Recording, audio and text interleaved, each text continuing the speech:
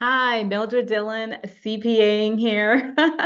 Just want to hop on really quick because we've got tax deadlines coming up. But if you've got a business, including payroll, you've already hit a few of those deadlines. And we're talking about 60, 75 days in now. What should have been filed?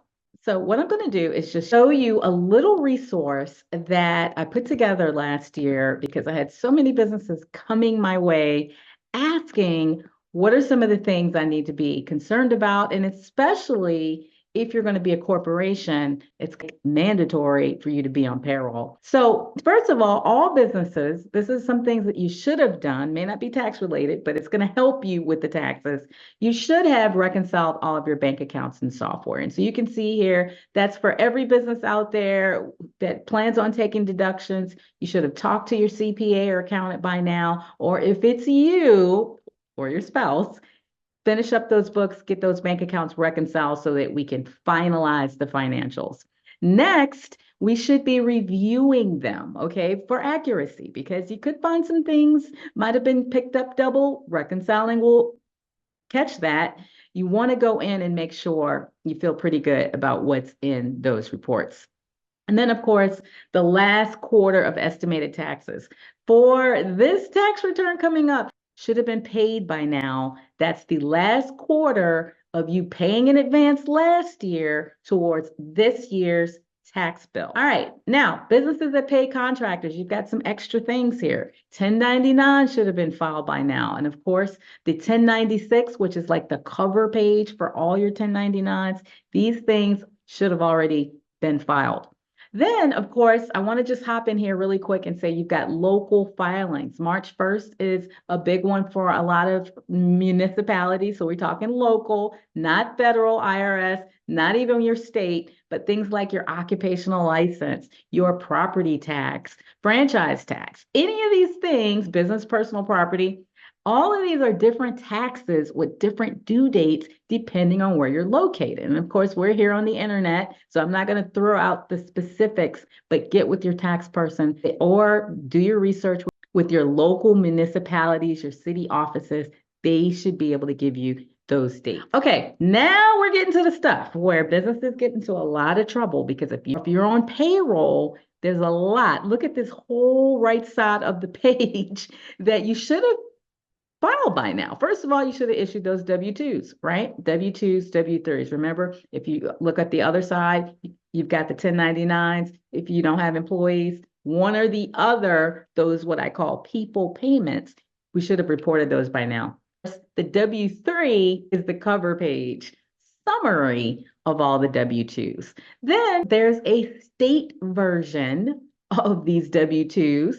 If your state, if they assess state income tax, then that W-2 is going to have state also reported on it. And again, you've got some filings to do to reconcile. This is pretty much what these returns are doing. They're reconciling for the entire year what's happened all of last year.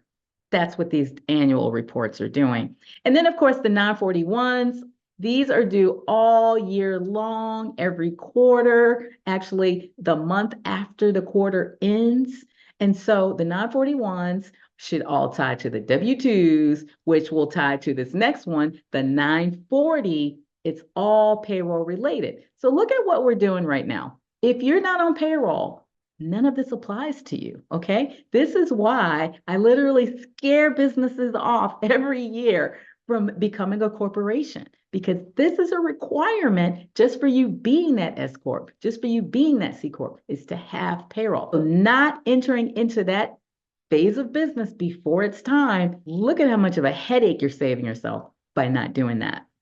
And then keep in mind, we've got state versions for a lot of these. If you've got that state field on your W-2, and then guess what? Even a local field on your W-2, that means you're paying local income tax, and you're paying state income tax, and you're paying federal income tax. That's a lot of income tax. It's income, though. It's still not payroll. And so just keep in mind that there's going to be state and local versions of these annual forms if your state or your city requires that. 940, That's the federal version of unemployment. Look, you've got the state version of unemployment. So you see what's happening here, but it's all determined by your state. And then finally, paid your January 23 payroll taxes by now, because this is the thing. Even though you've got these quarterly forms like the 941, the taxes should have been paid by the time you file these. The taxes should have been paid in advance. That 941, you want to be reporting what you already paid, not what you're gonna pay when you file. Because yes, they'll take your money then. They'll take that payment when you go to file these quarterly returns.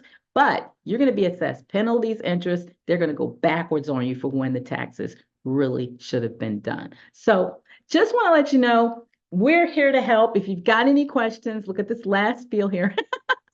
Of course, you want to reach out to me, the CPA, Money Doctor that do taxes, okay? But we're going to help you get the numbers for all these forms. They require reports, or the software that we choose. We'll have Payroll as part of that software to help generate these returns. That makes it super simple, all integrated, all in one, versus some over here, some over there, and we're getting that information. But I do want to say one last thing. Make sure you're classifying your workers properly. This is a really big area, and businesses are getting in a lot of trouble, even more than they used to, for misclassifying those workers. So go to the IRS website, and they've got tests to determine if a person's an employee, if a person's an independent contractor. Because you see why it matters. If you misclassify someone who should have been an employee and you're making them a 1099, yeah, you're saving yourself a lot of work, right?